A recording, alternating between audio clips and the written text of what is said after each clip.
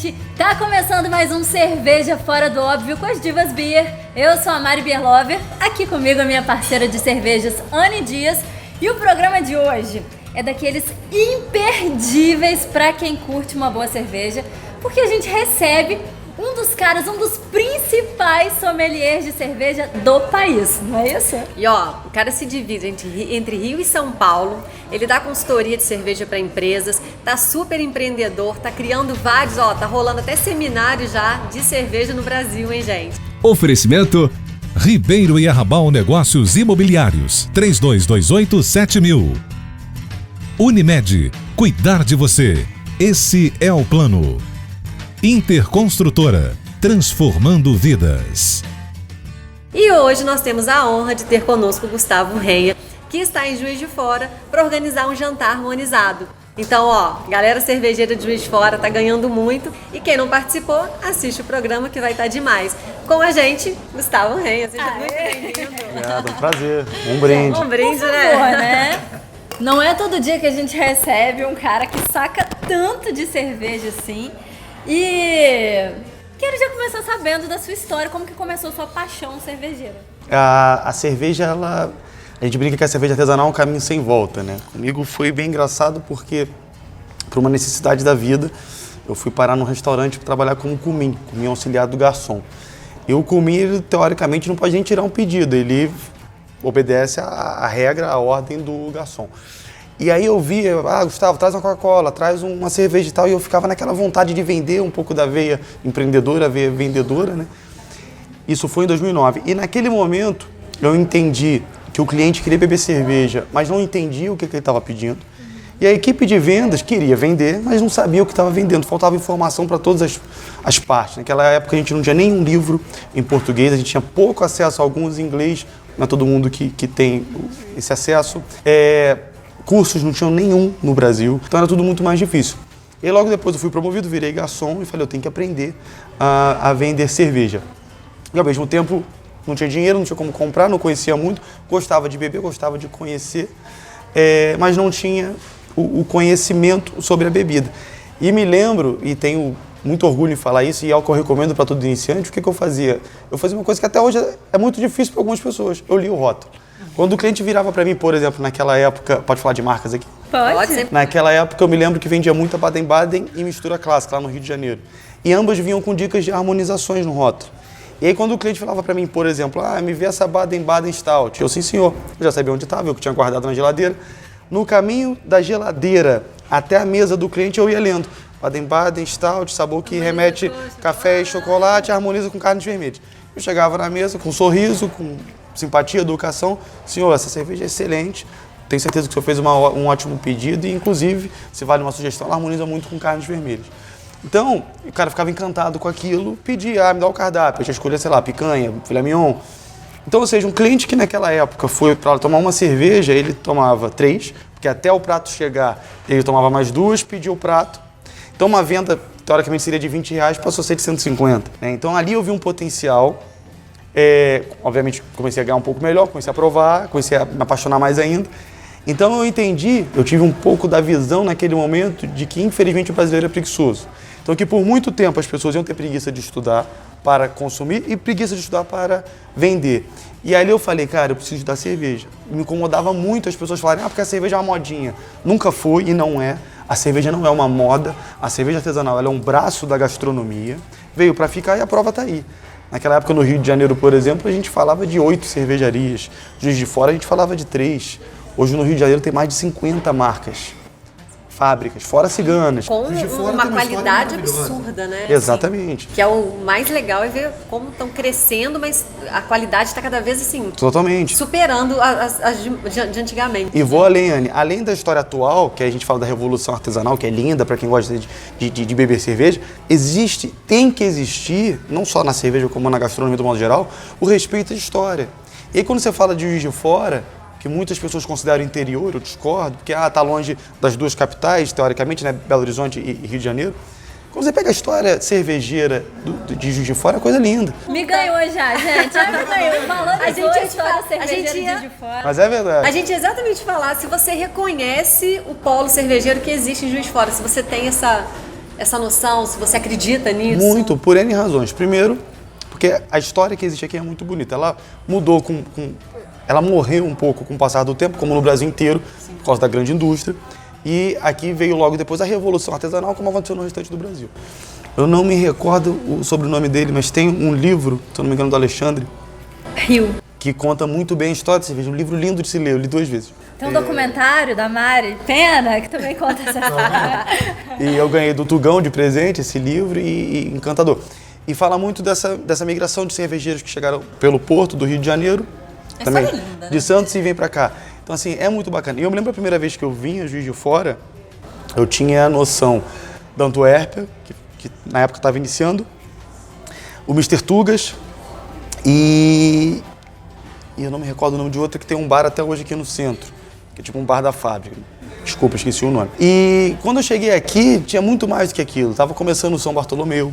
Enfim, várias marcas. Muitos ciganos já estavam começando na Antuérpia. Ciganos que batiam aqui, na época o Tugas não tinha estrutura para receber. Hoje tem.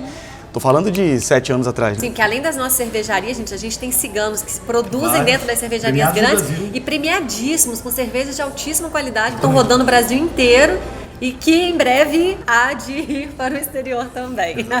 Uma coisa que sempre me impressionou muito aqui, e aí, lógico, tem vários exemplos sobre isso, mas eu cito muito o Tugas e Antuérpia, acho que os dois representam muito bem a cidade nesse sentido, é o seguinte, quando você fala das cervejarias artesanais do Brasil, do modo geral, você tem uma que é referência de qualidade, para quem está nos bastidores, quem é dono de bar, por exemplo. Uma é referência de qualidade, a outra é uma referência de vendas, é um comercial muito bom, a outra sabe fazer muito bem o marketing.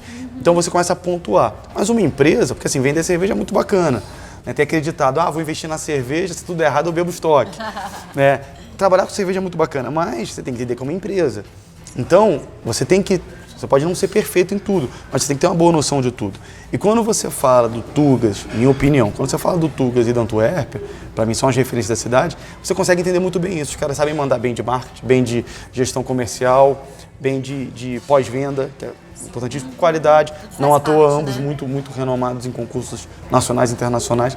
Então, assim, tem que ser valorizado. Juiz de Fora, você está do lado das duas capitais, BH e Rio de Janeiro. Você está do lado de Petrópolis, que está no meio do caminho aqui e tem uma história muito bonita também.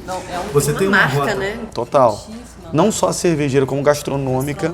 Eu batalho muito por isso, acho que todo sommelier deve. A cerveja é a gastronomia. Para mim, a harmonização, a cerveja e a comida é a melhor combinação que existe no mundo. Com certeza, ela é muito rica, né? Então a gente tem que explorar. E quando você vem num ambiente onde você tem um serviço legal, como o Tugas, um ambiente, decoração, qualidade, etc, tudo fica mais perfeito.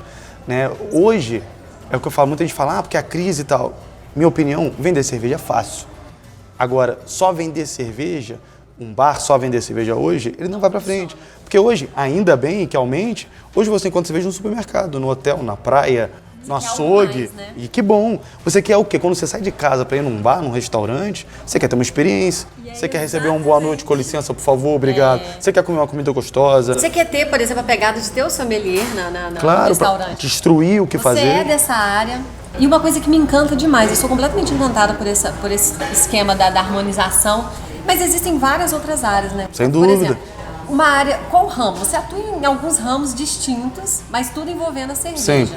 Queria que você respondesse pra gente, os ramos que você atua de alguma forma, não precisa ser todos, que eu sei que são muitos, e algumas dicas para quem está começando também, porque tem quem está fazendo curso, às vezes acha que só vai trabalhar com isso, eu só posso trabalhar no restaurante como sommelier. Perfeito. Mas são muitas opções, né? Então, Anny, assim, eu entendo, isso é uma opinião muito pessoal.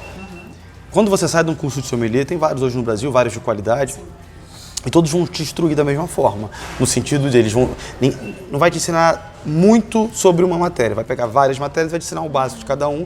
Então quem é um bom sommelier? É o formado na instituição A, B ou C? Não, é aquele cara que entendeu que ali você vai ter uma formação básica, legal, e ele obviamente vai se apaixonar por um nicho, harmonização, escola belga, inglesa, serviço, e vai dar um foco maior, então ele vai ficar mais focado numa área específica.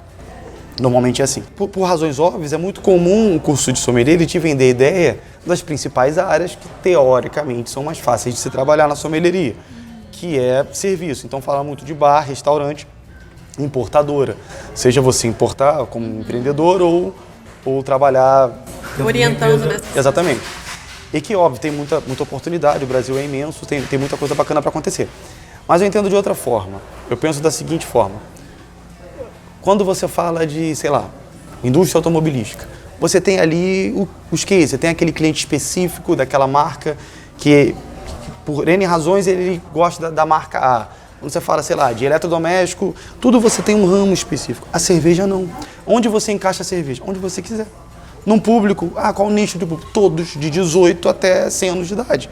Então, assim, eu brigo muito por isso. Eu falo, eu não tenho concorrente. Por quê? Porque enquanto normalmente os meus concorrentes sommeliers, eles querem estar atuando em bares e restaurantes, importadores, que eu também quero, claro. Sim.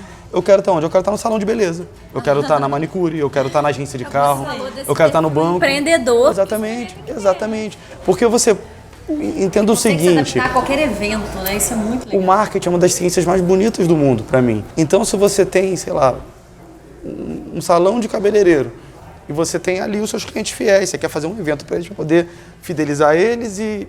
Estou dando um exemplo. Fidelizar eles e buscar novos clientes. Por que não usar cerveja para isso? Né? Então eu posso ir lá vendo um evento onde a gente faz uma degustação, ou eu posso criar uma cerveja, um lote pequeno para te vender, para você presentear os seus clientes. Então a cerveja ela entra em qualquer lugar, em qualquer hora. Então, para mim... Não é à toa que é a bebida mais social do mundo. Exatamente. O sommelier, na minha opinião, ele tem a obrigação de entender. Você pode não ser o maior fã do empreendedorismo, mas você tem que ter um pouquinho da veia empreendedora. Porque a cerveja é tão nova no mundo da revolução artesanal, que se você parar para pensar, poxa, peraí, isso aqui que eu estou pensando agora é muito louco, mas ninguém nunca fez. Por que não fazer? Faz uma estrutura, um plano de negócios. Vou fazer uma excursão cervejeira, que foi um dos meus primeiros trabalhos como sommelier em 2011. O que eu fiz? Quanto custa um guia? Tem que ter, é lei. Quanto custa um ônibus? Quanto custa... Vou chegar lá no Tugas, tem que comprar 4 cervejas. Quanto me custa o tour? Arte gráfica.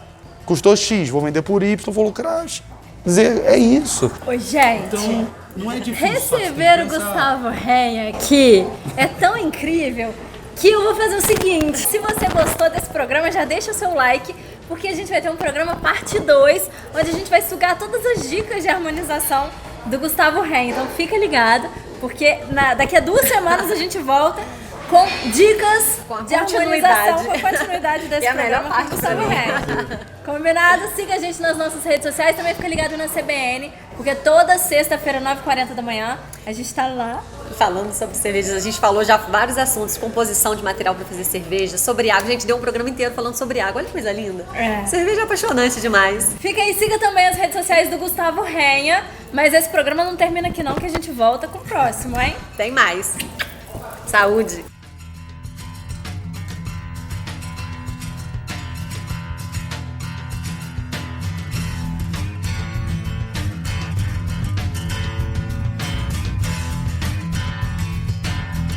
Oferecimento Ribeiro e Arrabal Negócios Imobiliários 3228-7000.